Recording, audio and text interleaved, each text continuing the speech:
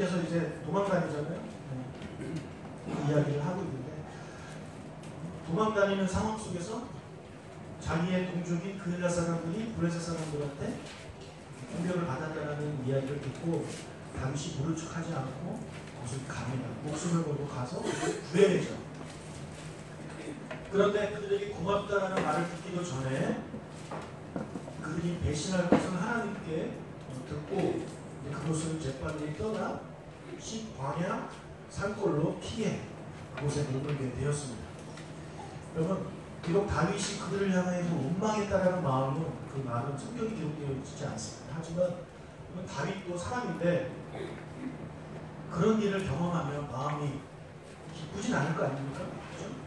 어떻게 그럴 수 있지? 내가 목숨을 구해줬는데 나를 배신해 하면서 그 마음이 좀 상했을 겁니다. 근데 이런 일이 있었다는 사실을 이제 사울에게 들었기 때문에 당연히 사울의 아들이 요나단에게 이야기가 들어갔습니다. 그래서 다윗의 친구인 요나단이 자기 친구가 약속에 있을 것을 생각하고 위로해야 되겠다고 생각하고 다윗이 있는 곳으로 찾아갑니다. 23장 사무엘상 23장 16절입니다. 사울의 아들 요나단이 일어나 숲에 들어가서 그에게 하나님을 힘있게 의지하게 했는데, 자, 그가 다윗을 찾아간 이유는 뭐냐면 하나님을 힘있게 의지하게 하는 것입니다. 다윗 힘내, 하나님은 너의 힘이야. 하나님이 너에게 힘을 주실 거야. 이런 말을 해주러 갔다라는 것입니다. 여러분, 하나님은 우리 제목에 나온 대로 하나님은 우리의 힘입니다. 여러분의 힘이에요. 나의 힘이라고. 성경은 곳곳에서 하나님이 우리의 힘이라고 고백하고 있습니다. 시편 46편 1절 읽겠습니다. 하나님은 우리의 피난처시요 힘이시니 환난 중에 만날 큰 도움이시라. 자, 이 성경은 이 시편 46편 다윗이 쓴 건데, 다윗이 이런 고백을 하는 거예요. 하나님은 나의 힘이시다. 환난 날에 만날 큰 도움이시다. 땅이 흔들리고 바다가 몰려가도 두려워하지 않는다. 왜? 하나님은 나의 힘이시다. 그런 다윗의 고백이 다윗이라 바로 시편 46편이에요. 이사야 12장 2절 읽겠습니다. 하나님은 나의 구원이시라. 제가 신뢰하고 두려움이 없으니 여호와는 나의 힘이시며 나의 그릇이며 나의 구원이시라. 네, 이사야 선지자도 이렇게 고백하고 있습니다. 주 여호와는 나의 힘이시다. 여러분, 이 두 개만 우리가 읽었지만 정말 성경에는 정말 많은 그런 표현이 나와요. 하나님은 나의 힘이다. 여호와는 나의 힘이다. 그것도 비슷한 표현들도 많이 나와요. 다윗 역시 많은 시편을 썼는데 그 중에 이런 표현이 너무 많이 들어있어요. 근데 아까 하나 읽었고 하나만 더 읽겠습니다. 그것은 28편 7절입니다. 읽겠습니다. 여호와는 나의 힘과 나의 방패이시니 그를 의지하여 도움을 얻을 거다. 그러므로 내 마음이 크게 기뻐하며 내 노래로 그를 찬송하리로다. 자, 여기서도 여호와는 나의 힘이라고 그렇게 다윗이 고백을 한 거죠. 그러면 여호와는 나의 힘이라고 고백하는 사람들이 그럼 어떻게 이제 그 고백이 어떻게 이어지느냐? 그것이 이제 28편 7절에 그렇게 나와 있습니다. 그것을 좀 살펴볼 텐데, 여러분, 여호와는 나의 힘이라고 고백한 다윗이 이렇게 여러 번씩 고백했는데 왜 그가 이렇게 고백할 수 있게 되느냐? 그는 어릴 때부터 목동을 하면서 맹수들과 싸우고, 그 다음에 군대 장관으로서 수많은 전투에 나가서 싸우고 왕이 되어서도 나가서 싸웠어요. 그때 그가 경험한 거예요. 여호와는 나의 힘이에요. 그래서 그의 경험을 토대로 이제 쓴 것인데요. 자, 여호와는 나의 힘이라고 진심으로 고백하는 사람들의 다음 행동은 무엇이겠습니까? 하나님을 의지하게 돼요. 나는 힘이 없는데 하나님이 힘이 있다고 하면, 그것을 정말 믿는다면 하나님을 의지하겠죠. 그렇지 않겠습니까? 하나님이 나보다 힘이 있다고 생각하는 하나님을 의지하지 않는 것은 하나님을 힘 있다고 생각하지 않는 거예요. 여러분, 하나님이 힘이 있어요. 힘이 있으시기 때문에 우리가 의지할 만한 분이 바로 우리 하나님이시라는 사실을 여러분 깨달으시는 주에 축복합니다. 내가 하나님을 의지한다고, 하나님을 힘이라고 말한다고 하면서 하나님을 의지하지 않고 다른 것들을 의지한다면 그의 마음속에는 하나님이 그 힘이 아닌 거예요. 자, 그럼 하나님을 의지하는 사람은 어떻게 되느냐? 그 다음 단계는 하나님께 도움을 받게 되는 것입니다. 내 마음이 그를 의지하여 도움을 얻었도다. 내 마음이 그를 의지해서 도움을 얻었도다. 하나님을 의지하면 하나님이 그 사람 도와주십니다. 이것이 지금 축복합니다. 하나님을 의지한다는 표현이 여러 가지 방법이 있겠지만 그 중에 하나가 기도하는 거 아니겠어요? 어려울 때마다 힘들 때마다 주님 앞에 나와 기도하면 하나님이 여러분 도와주신다는 거예요. 하나님을 의지하면 하나님이 도와주십니다. 자, 하나님의 도움을 받은 사람들은 어떤 관계로 가느냐? 기뻐하게 됩니다. 자, 그러므로 내 마음이 크게 기뻐하며 라고 7절에 뭐를 하고 있어요. 하나님의 도움을 받았으니 여러분 얼마나 기쁘겠어요. 정말 캄캄하고 어떻게 할 수 없는 그런 상황이었어요. 사람이 도와줄 수 없는 상황인데 하나님께 기도했더니 하나님이 도와주셨어요. 이거 기쁘지 않겠습니까? 당연히 기쁘죠. 내 마음이 기쁘면 어떻겠어요? 하나님 때문에 내 마음이 기뻐요. 그 다음 단계 뭐겠어요? 하나님을 찬양하게 됩니다. 하나님 감사합니다. 나를 도와주시니 감사합니다. 찬양하고 감사하고 예배하는 그런 단계로 가는 거예요. 그러니까 하나님을 나의 힘이라고 고백한 사람은 의지하고 도움을 받고 마음이 기쁘고 하나님을 찬양하는 점점 아름다운 그런 과정을 겪게 되는 것입니다. 이것을 거꾸로 말하자면 내 마음에 찬양이 없고 내 마음에 기쁨이 없고 그런 사람들은 하나님께 도움을 받을 생각하지 마세요. 네. 도움을 내가 왜 못 받아요? 하나님을 의지하지 않기 때문이에요. 내가 왜 하나님을 왜 의지하지 않아요? 하나님을 나의 힘이라고 생각하지 않기 때문이에요. 아이들이 뭐 이렇게 열다가 힘들면 저한테 옵니다. 제가 이렇게 열다가 못 열어요. 그럼 제가 기쁜 음악을 줍니다. 그럼 기쁜 음악을 엽니다. 그러면 나보다 힘 있는 사람한테 그걸 도와달라고 하는 거예요. 기쁜 음악을 열어주면 저는 맛이 없습니다. 왜 기뻐? 얘가 좀 이상한 거야? 네. 힘이 있는 사람을 내가 정말 힘 있다고 생각하면 의지하게 되고 있어요. 근데 우리는 하나님을 의지하지를 않아요. 하나님을 의지하지 않아요. 하나님 입장에서는 되게 기분이 나쁜 겁니다.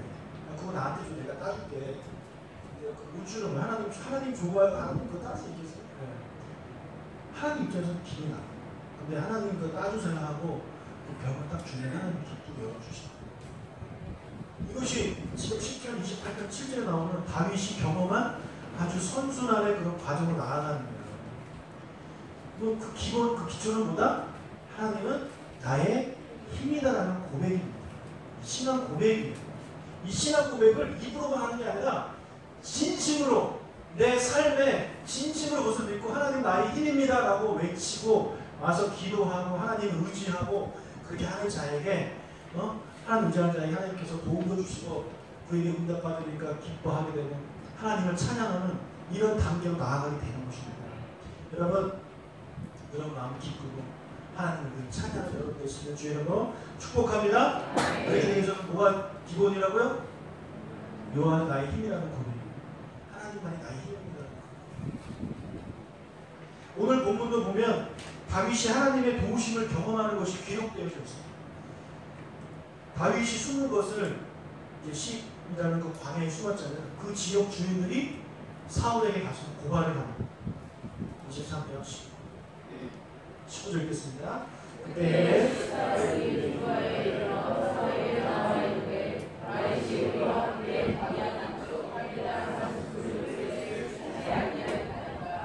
자, 여기 보면 우리와 함께라는 표현이 있어요. 우리와 함께. 지금 다윗이 숨어 있는데 이 10사람들은 여기 있고 다른 사람은 저쪽에 있는 게 아니에요. 같이 있는 거예요. 같이. 근데 그 중에 그 사람들이 사울에게 가서 고발을 하고 지금 다윗이 우리랑 같이 있으니까 지금 오시라고.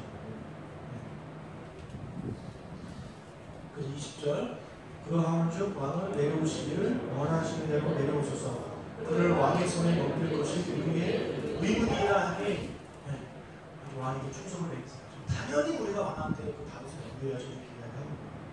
그러니까 사울이 뭐라 그랬냐면 알겠다. 내가 가겠다. 내가 갈 테니까 다윗이 다른 곳에 도망가지 못하게 잘 붙잡아라. 그리고 어디로 가는지를 계속해서 추적해가지고 나한테 알려줘라. 이렇게 이야기를 하고 사울이 또 군사를 이끌고 갑니다. 근데 이런 정보가 또 다윗에게 들어갔어요. 그래서 이제 다윗이 이제 피합니다. 자, 피하는데 워낙에 그 많은 숫자가 다윗을 따라오기 때문에 이제 그 잡히기 일보 직전이 됐습니다. 지금 다윗이 혼자 도망다니는 게 아니에요. 그 얘기는 600명의 사람이 같이 다녀요. 600명이라는 얘기는 아이들도 있고 여자들도 있다는 얘기예요. 그래서 혼자 숨어 다니는 것보다 600명이 같이 다니니까 숨기가 어려운 거예요. 그렇지 않겠습니까? 훈련이 많이 남잖아요. 그리고 멀리서 봐도 600명이면 한 명 있는 것과 눈에 띄잖아요. 그래서 다윗이 지금 도망다니는 그런 삶 중에서 가장 큰 위기에 처해 있습니다. 지금 잡히기 일보 직전이에요. 사울과 10사람들이 그 다윗 일행을 포위해가지고 이제 잡기 바로 일보 직전이에요. 그때 갑자기 한 사람이 달려옵니다. 27절 읽겠습니다. 전령이 사울에게 와서 급히 이르되 급히 오소서 블레셋 사람들이 땅을 침노하나이다. 네, 전령이 왔어요. 왕이여 큰일 났습니다. 지금 블레셋이 쳐들어왔습니다. 자, 여러분이 사울이면 어떻게 하겠습니까? 신경 안 쓰고 다윗을 잡겠습니까? 아무리 미친 왕이라도 그거 잡아야죠. 그 블레셋에서 막으로 가야 되지 않겠어요? 지금 부부싸움을 막 하고 있는데 뉴스에서 전쟁 났다는 뉴스가 났어요. 여러분 어떻게 하시겠어요? 계속 싸웁니까? 도망가야죠. 네, 도망가고 나중에 싸웁시다. 도망가야 될 거 아니에요? 지금 사울이 그런 상황이 된 거예요. 그래서 정말 극적으로 가까스로 다윗이 목숨을 구하게 된 것입니다. 여러분, 지금까지 다윗의 삶을 돌아보면 다윗을 도와주는 많은 사람들이 있었어요. 아히멜렉도 도와주고 400명, 600명이 와서 다윗을 도와주고 같이 힘을 주고 그랬던 사람들이 많이 있어요. 그리고 오늘 본문에서는 또 누가 도와줘요? 블레셋이 도와줘요. 생각지도 못했던 이 블레셋이 다윗을 도와주고 있는 거예요. 자, 하나같이 다 사람입니다. 그렇죠? 사람이 나를 도와준다. 사람들이 다윗을 도와줬다라고 우리는 그냥 성경을 그냥 읽으면 그렇게 볼 수 있어요. 그런데 이 사무엘상을 기록한 사무엘상 기자는 뭐라고 표현하고 있냐면 사람이 도와준 게 아니라는 거예요. 14절을 읽겠습니다. 다윗이 마리아의 요새에 있었고 또 마리아 산골에도 머물렀으므로 사울이 매일 찾되 그를 그의 손에 넘기지 아니하셨습니다. 누가요? 하나님이 다윗을 사울의 손에 넘기지 아니했다라고 이 사무엘상 기자는 쓰고 있는 거예요. 믿음이 없는 사람들을 보면 그게 무슨 하나님이 도와주냐, 사람이 도와줄 거다 이렇게 이야기하는 거예요. 그런데 믿음의 눈을 보면 아니, 하나님이 도와주시는 거예요. 하나님은 사람을 통해서 일합니다. 또 하나님은 역사의 주관자이시기 때문에 때로는 다른 나라를 통해서도 이스라엘을 도와줍니다. 우리나라도 그런 경험들을 많이 해요. 하나님이 그렇게 개입하셔가지고 사람들을 통해서 도와주십니다. 물론 하나님이 초자연적인 힘으로 막 그렇게 도와주실 때도 있어요. 그 홍해를 가르고 뭐 그런 거 있죠. 근데 홍해를 가르는 것도 심지어 모세라는 사람을 하나님이 쓰시는 거예요. 네. 모세가 없었으면 그 갈라지는 거 일어나지 않았습니다. 모세가 너 가라 해가지고 모세가 싫어했는데 그 싫다는 사람 겨우 하나님이 설득해가지고 보내가지고 그 사람을 통해서 그런 기적들을 베풀었지 하나님이 직접 하신 게 없어요. 10가지 재앙을 보세요. 다 모세를 통해서 일을 시작하시는 거예요. 하나님은 여러분 사람을 통해서 일하십니다. 사람을 통해서 여러분을 도와주시는 거예요. 우리가 이 사실을 알아야 되는 겁니다. 자, 그런데 이 사람을 통해서 일을 하시는데 이것을 이해를 잘 해야 돼요. 사람을 통해서 일하십니다. 우리가 어려운 일이 생기면 우리는 보통 사람을 의지합니다. 그렇죠? 사람을 의지하죠. 사람이 도와주기도 하고 그래요. 그런데 하나님을 의지하면 하나님이 사람을 통해서 일하세요. 그러니까 겉에서 보기에는 다 사람이 나를 도와주는 거예요. 하지만 그 처음이 틀렸어요. 처음부터 이 사람은 사람을 의지하는 거고 이 사람은 하나님을 의지했더니 하나님이 사람을 통해서 일을 하시는 거예요. 이 두 번째가 하나님이 기뻐하시는 그런 방법이라는 사실입니다. 여러분 시편 20편 7절을 읽겠습니다. 어떤 사람은 병거, 어떤 사람은 말을 의지하나 우리가 여호와 하나님의 이름을 자랑하리로다. 자, 어떤 사람은 무엇을 의지한대요? 병거와 말을 의지한대요. 병거와 말은 뭡니까? 지금 전투 이야기를 하고 있는 거예요. 이건 이제 전투력, 즉 무기입니다. 병거와 말은 일반 보병들이 이길 수 없는 그런 것들이죠. 그래서 애국이 강대국이 됐었던 이유가 뭐냐? 저런 병거가 많았기 때문에, 그것도 철병거가 많았기 때문에, 말이 많았기 때문에 그들이 강대국이 된 거거든요. 여러분, 전쟁에서 무기를 의지하는 것이 당연한 거 아닙니까? 무기가 좋아야 이길 수 있는 확률이 큰 거 아니에요. 그러니까 우리는 당연히 전쟁에서 무기가 좋아야 돼요. 그런데 여러분, 다윗은 그러지 말라고 해요. 병거와 말을 의지하지 말라고. 왜냐? 다윗이 어릴 때부터 목동으로서, 그 다음에 군대 장관으로서, 왕으로서 전쟁에 나갈 때마다 그가 가지고 있던 무기는요, 형편없는 무기였습니다. 형편없는. 곰과 사자와 싸울 때 다윗이 갖고 있었던 건 몽둥이에요. 몽둥이로 곰하고 사자하고 싸우고 있었어요. 말이 재밌죠. 그 다음에 골리앗과도 싸울 때도 다윗이 뭐 들고 나갔습니까? 돌멩이 들고 나가서 돌멩이. 그 다음에 막대기. 그러니까 이제 골리앗이 기가 막히는 거. 내가 좀 개로 보이던 거. 그 막대기 나를 치겠다는 거야. 이렇게 말을 할 정도로 황당한 무기를 다윗이 갖고 나가는 거예요. 그것뿐만이 아닙니다. 이상한 소리가 듭니다. 그것뿐만 아닙니다. 또 전쟁에 나라와 나라 간의 전쟁을 할 때도 마찬가지예요. 여러분, 블레셋의 무기는 뭐냐면 철기 문화였어요. 철기 무기. 그런데 이스라엘의 무기는 총동기 무기입니다. 총동기 무기와 철기 무기가 싸우면 당연히 철기 무기가 이깁니다. 철은 강하고 구리는 약하잖아요. 그러니까 누가 봐도 전쟁이 안 되는 거예요. 그런 항상 무기가 열세인 사람이 바로 이 다윗이었단 말이에요. 그러니까 다윗은 이거 가지고 싸워봐야, 얘네 의지해봐야 아무 도움이 안 된다. 많은 거예요. 그래서 어릴 때부터 그가 무엇을 의지하냐면 하나님을 의지합니다. 하나님. 그가 의지한 게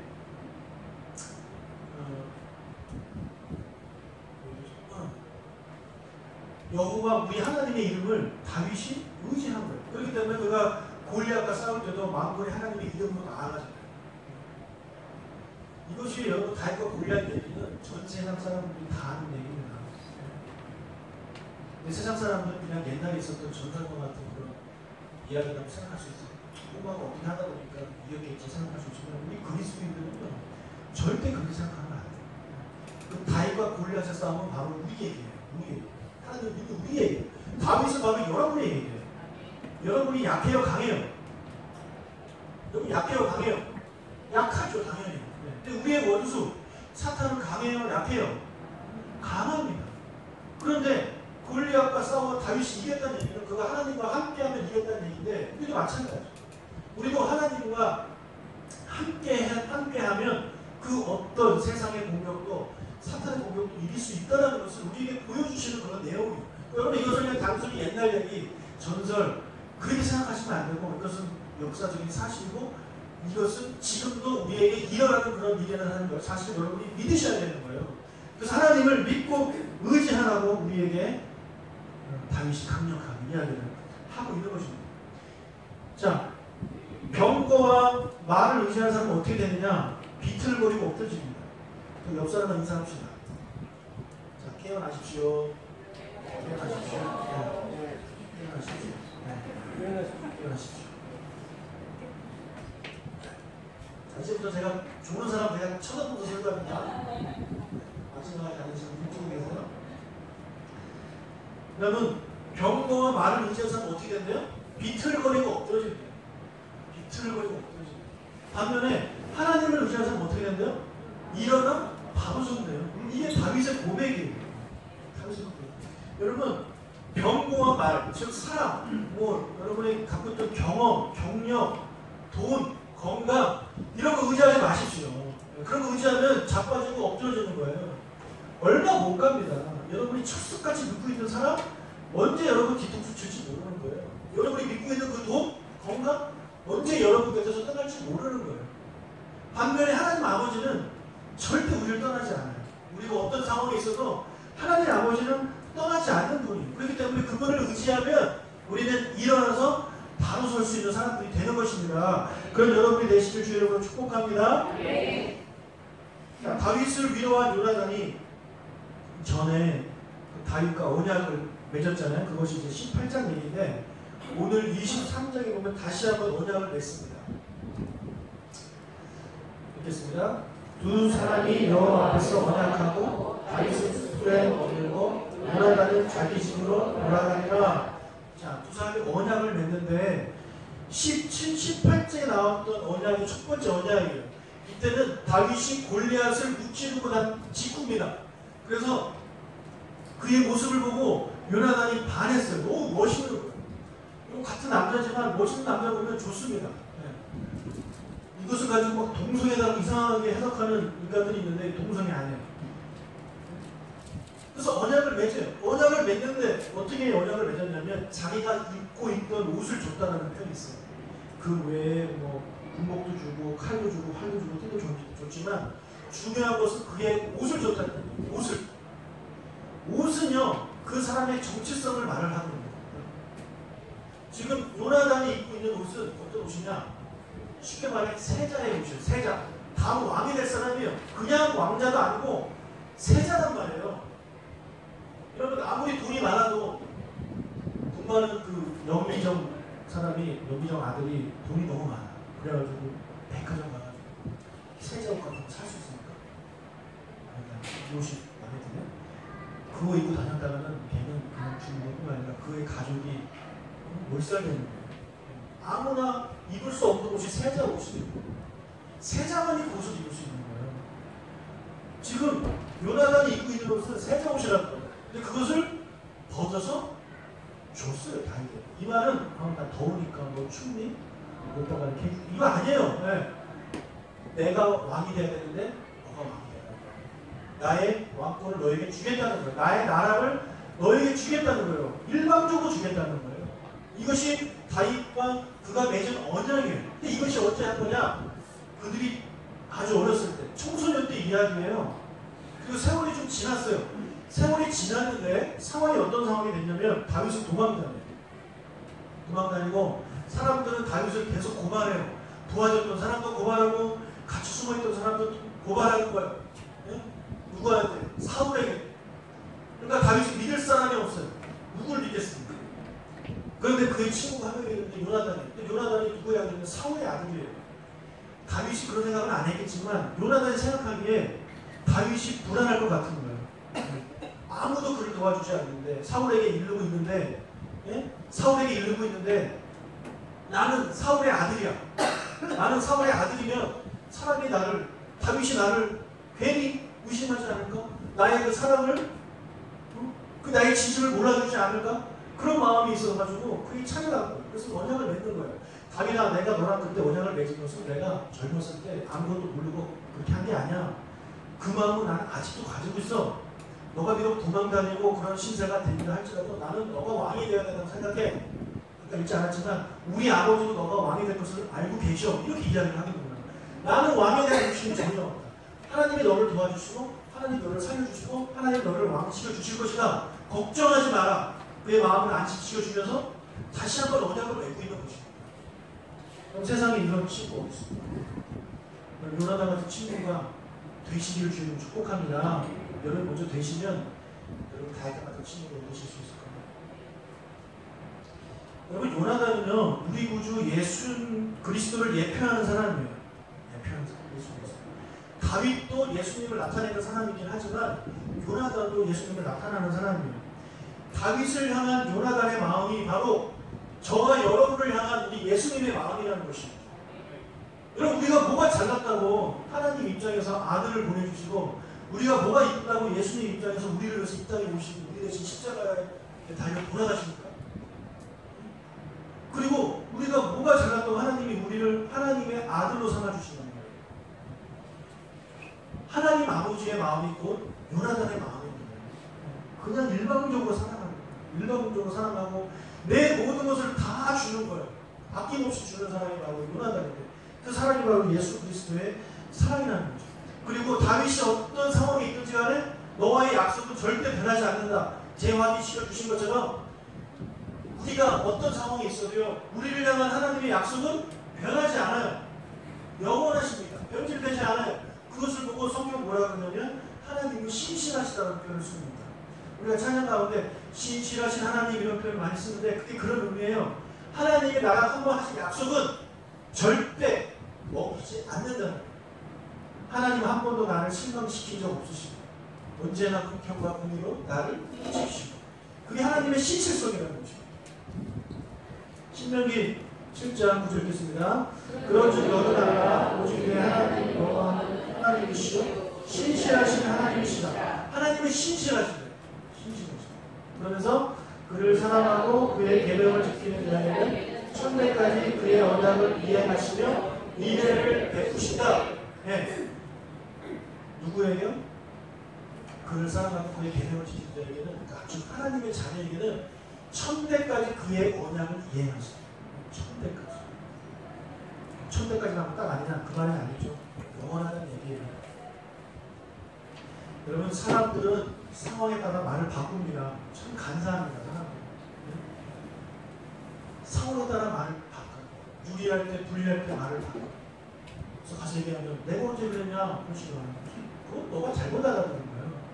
내가 했던 건 그런 뜻이 아니고 기억이 안 나는데 증거 이렇게 나오는 게 사람이니까. 그래서 사업할 때 뭐 각서쓰고 이런 거 하는 거 아닙니까? 내용증거 하도 말을 바꾸니까. 근데 우리 하나님은 그렇지 않다. 하나님이 절대 여러분 말을 바꾸시는 분이 아닙니다. 여러분의 하나님 아버지는 그런 분이고 우리의 친구 되시는 예수님도 그런 분이에요. 절대 우리와 한 약속을 바꾸지 않는 분이 하나님, 예수님, 즉 신실하신 우리 하나님이시라는 것입니다. 여러분, 그 하나님의 약속, 우리를 향한 하나님의 약속, 그 약속이 어디에 있느냐? 바로 성경책에 있는 거예요. 성경책에 여러분들을 향한 하나님의 약속이 가득 담겨 있어요.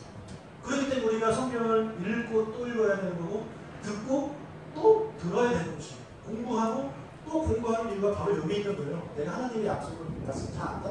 그건 진짜 그거만큼 교만한 사람이 없어요. 저도 하나님 말씀 다 몰라요. 근데 무슨 하나님 말씀 다 아는 것처럼 그렇게 얘기하는 사람 참 낯던데요. 하나님 말씀 여러분 다 몰라요. 얼마나 오묘한데 하나님 말씀 어떻게 우리가 다 알아요. 계속해서 죽을 때까지 말씀 읽고 공부하고 이렇게 해야 되는 거예요.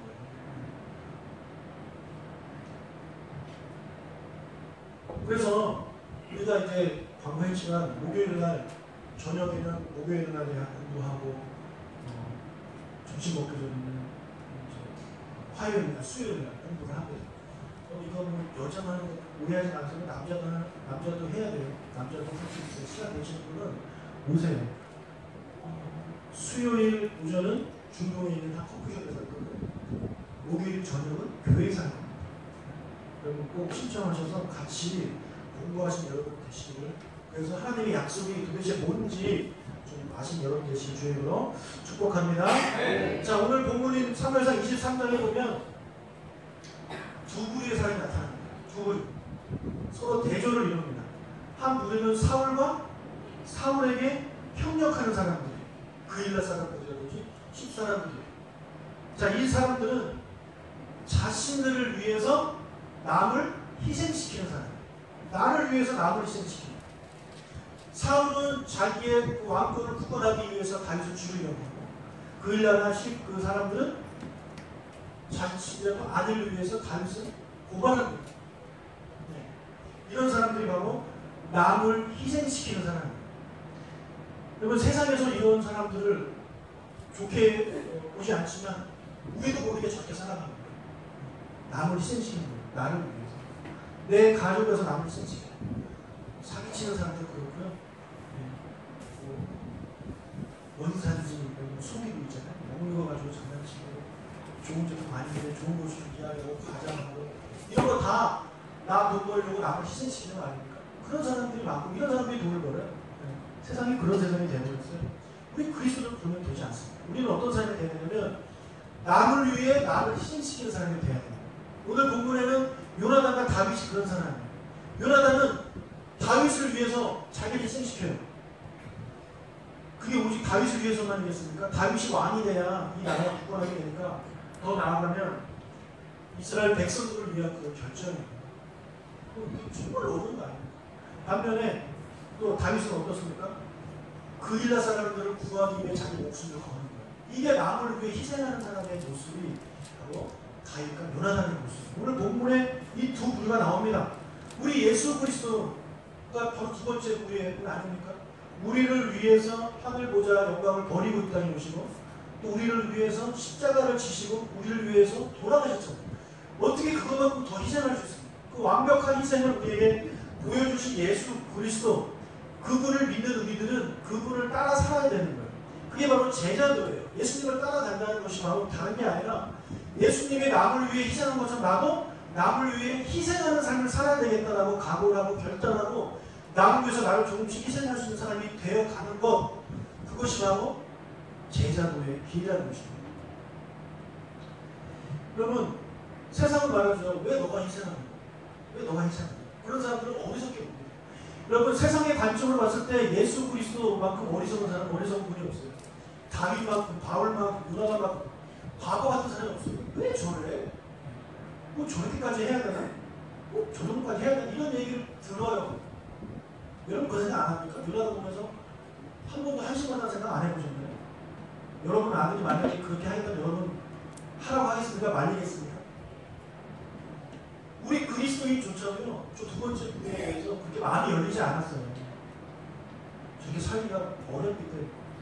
예수님 고백이 맞습니다. 그렇게 살라. 제가 1주 때 우리 일부러 다 교사들이 예배드리니까 교사들한테 이야기했어요. 여러분 참, 여러분은 두 번째 부의 사람들이라고 감사하고 존경하는 일을 했습니다. 여러분 교회 사역 중에 가장 힘든 사역이 여러 가지 있지만 그 중에 하나가 이 교사예요. 교사. 정말 쓰리디. 교사하려면 교사 한 번이라도 해보신 분들은 아실 거예요. 얼마나 힘든지. 일단 뭐 일찍 와야 되는 거예요. 주변에 일찍 와야 돼요. 또 아이들 그 행사에 맞춰서 또 시야도 내야 되고 또 공부도 해야 되고 또 모여서 기도도 해야 되고 또 아이들 가르치다 보면 힘들고 지치고 어려워. 그리고 1부 예배랑 2부 예배 분위기 얼마나 다르고 그들 뭐 나도 2부 예배 드리고 싶어 이런 마음도 있어요. 네. 일부는 몇 명 모여서 예배 드리고 이런 사고 많이 있는 거예요. 목사님이 2부터 설교도 열심히 하고 그런 생각도 하신다는 거예요. 그러니까 그분들은 저도 교사 해봐서 알지만 항상 드는 마음이 뭐냐면 올해까지만 해야 되거든요. 올해까지. 그래서 10월이나 11월 되면 저를 찾아요. 목사님 힘들었어요. 그래서 이 생각을 교사를 한 번만 해보고 싶은 그 마음이 어떤 마음인지 알아요. 저도 알아요. 그런데 그렇게 자신을 희생하는 분들이 계시기 때문에 아이들이 옆에서 즐겁게 예배를 드리는 거예요. 우리 워투 때 같이 예배 드리자고 해서 제가 워투 때 같이 예배 드리자. 그래서 제가 원하는, 제가 그리는 밑그림은 뭐였냐면 부모님들이 자기 자녀 좀 데리고 같이 예배 드리는 걸 제가 밑그림을 그렸단 말이에요. 근데 부모님도 그거 안 해요. 그래서 결국은 아이들도 따로 찬양하는 걸 따로 드린단 말이에요. 그래서 박은하 사람과 또 희생하는 거죠. 그분이 이후에 평생 못 드립니다. 이후에 애들 가서 하고. 우리가 남을 위해서 특히 우리 다음 세대들을 위해서 희생하지 않으면 다음 세대는 없어요, 여러분. 그렇지 않아요? 저는 다음 세대들이 그 믿음의 말을 한 번 딱 들으면 내가 얼마나 감동되는지 한 번만 더 얘기합시다. 지지지지저주가 은서의 그 고백을 제가 다시 한번 얘기했어요. 잘 들으십시오. 태권도 관장님이 은서야 우리 대회 나가자. 그랬대요. 그 다음 그날이 주일이었어요. 그러니까 은서가 못 갑니다. 아 그러지 말고 한 번만 가자. 보통 그러죠. 한 번만 가자. 한 번만 가자. 주일은 맨날 돌아오고 태권도는 어쩌다 한 번 하니까 한 번만 가자 이렇게 유혹하잖아요. 그때 은서가 한마디 못 가는 게 아니고 안 가는 겁니다. 저는 그 얘기가 정말 엄청나게 감동을 받았는데 그런 교육들이 어디서 이루어지느냐? 주일학교에서 이루어지는 거예요. 그렇기 때문에 여러분 우리가 다음 세대를 위해서 희생하지 않으면 우리 교회는 갈수록 어떻게 되는 거예요? 서양교회처럼 유럽교회처럼 돼버리는 거 아니겠습니까? 선교도 마찬가지죠. 선교도 여러분 토요일에 와가지고 봉사하는 거, 선교하는 거 내 시간 쓰는 거예요. 내 에너지 쓰는 거예요. 내 돈 쓰는 거예요. 그뿐만 아닙니다. 일본에 가는 것도 그렇고 뭐 서산 가는 것도 마찬가지죠. 내 시간 쓰고 내 돈 쓰는 거예요. 선교 가면 그 비행기 값에다가 그 회비에다가 이렇게 내야 되는 거예요. 남들이 보기에는 뭐 하는 짓이냐는 거죠. 뭐 하는 짓이야. 그 돈 가지고 좀 모았다가 좀 좋은 데 괌이나 이런 데 가고 그러면 되지. 왜 그러고 사냐. 사람들의 눈은요 우리를 한심하게 보는데 예수 그리스도는 그런 우리를 보면서 기뻐하신다는 거예요. 하나님 예수님이 우리를 기뻐하시면 그분이 우리를 가만히 두지 않습니다. 도와주시는 거예요. 도와주시는 거예요. 이 간단한 진리를 왜 우리가 모르냐고요. 간단한 진리. 왜 우리는 자꾸 말과 병거를 의지하죠? 왜 자꾸 거기 기웃거리죠? 하나님 의지하면 됩니다. 이 예배 시간 나와서 기도하고 그러면 다 회복되고, 예배가 회복되면 다른 것도 회복되고. 여러분 예배 잘 지켰을 때 여러분 사업이 잘 된다는 것을 왜 못 믿으십니까? 예배를 잘 지키면 여러분의 가정이 더 좋아진다는 사실을 왜 못 믿으시죠? 하나님과의 관계를 내가 먼저 확실하게 하면 하나님이 그 모든 것을 다 채워주신다는 이 하나님의 약속을 왜 우리가 못 믿냐? 왜 우리는 아직까지도 하나님은 나의 힘이라고 찬양을 하면서도 여전히 당근 기울고 전적으로 믿지 못하니까 의지하지도 않고, 의지하지 못하니까 도움도 못 받고, 도움도 못 받으니까 기쁨도 없고, 기쁨도 없으니까 예배도 안 드리는 거예요. 갈수록 나쁜 상황으로 빠지는 거예요. 사랑하는 여러분, 하나님 아버지, 우리 아버지는 진짜 좋은 분이에요. 믿으시기 바랍니다. 우리 아버지 같은 사람이 없어요. 우리 아버지 같은 분이 없어요.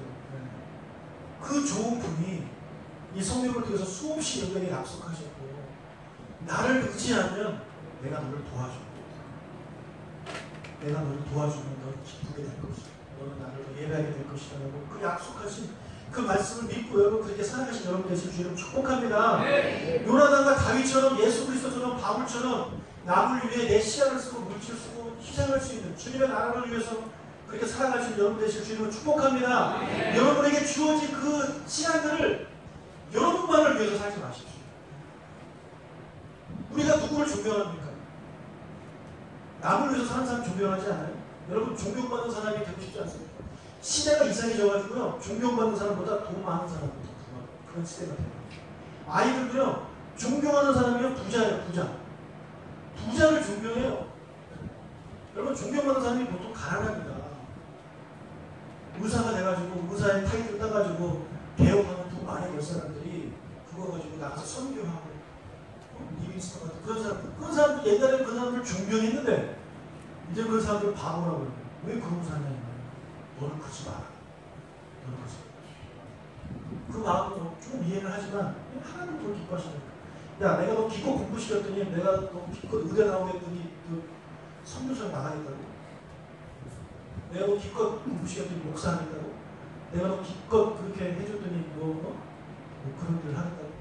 이런 반응을 부모님들이 보이는데 여러분 하나님은 그 자녀를 너무 기뻐하시고 근데 부모는 그렇지 않아요. 이 부모들도 생각을 바꿔야 돼요. 남을 위해 사는 사람에게 하나님께서 부어주시는 은혜들, 하늘의 신명한 복들을 여러분들 기대하면서 내 아이들이 그런 아이들이 될 수 있도록 부모인 나부터 좀 남을 위해서 살아야 되겠다. 내가 교회를 위해서 좀 희생해야 되겠다. 내가 교회를 위해서 내 시간도 좀 쓰고 에너지 좀 쓰고 와서 좀 땀 좀 흘려야 되겠다. 그런 분들이 여러분 한두 분 많아질 때 뉴스홈 교회는 하나님이 기뻐하시는 교회가 되는 것입니다. 반면에 그런 사람은 점점 줄어들고 누군가가 하겠지. 난 안 해. 누군가 하겠지. 주님 그거 할 사람은 보내 주옵소서. 이렇게 기도하면 되겠지. 이런 마음을 가지면 교회는 죽어가는 거예요. 무슨 교회는 그런 교회가 되면 안 됩니다. 이제 5년이 되는데 좀 하나님이 저에게 하나님이 도와주심의 그 도우심을 제가 좀 경험을 하고 있어요. 하나님께서 많이 은혜를 부어주시면서 경험을 하고 있어요. 그만큼 하나님이 도와주시면 사단이 여러분 가만히 있지 않죠. 사단이 또 계속 공격합니다. 왜요? 넘어지니까 하는 거예요. 여러분 반대로 생각하면 나에게 지금 사탄의 공격이 많다? 긍정적으로 보는 사람은 하나님이 나를 도와주시려고 하겠다. 그렇게 생각하시면 됩니다. 그렇기 때문에 뉴스홈교회 이제 5년이 됐는데 열심히 신앙생활 열심히 해가지고 다윗과 요나단 같은 사람이 됩시다. 그런 사람이 돼서 남을 위해 희생하는 그런 교회와 교인 되시길 주의 이름으로 축복합니다. 아멘. 기도하겠습니다. 하나님 아버지 감사합니다. 다윗과 같은 요나단과 같은 저희들이 되게 해주십시오. 우리가